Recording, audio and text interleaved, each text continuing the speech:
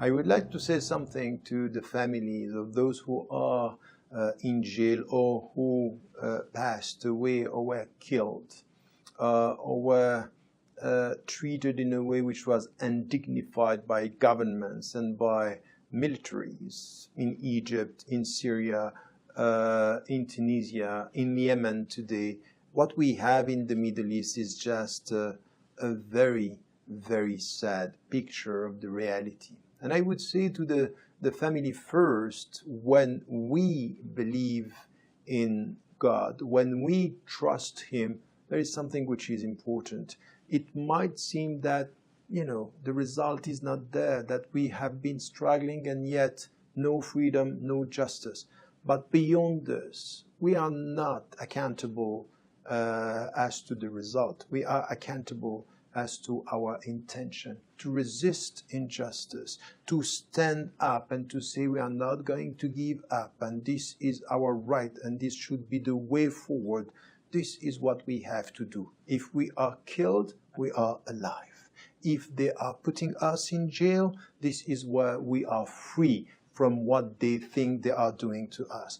So there is a sense of spiritual freedom. There is a sense of the struggle that we should never give up, whatever is the situation, the sense of sacrifice, and to renew our intention. At the end of the day, what do we want in this life? What are we trying to achieve? To please the governments, to please powers, to be accepted by the West, or to stand and to be clear and to stick to our principles of the spiritual freedom, the social freedom, the economic equality, and justice for all. So for all those who are now dealing with or sad because some of their relatives were killed, this is where a dua, the supplications and this connection to God should be the way forward, and to say that they might seem to have lost their life, but they might have gained something else, which is beyond whatever we think is right in this life, which is the reward in the hereafter.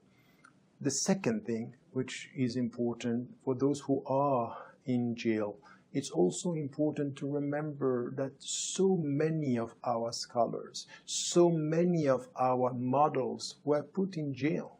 And they were even rejected by the society, and still after this and through history, their names are our dignity.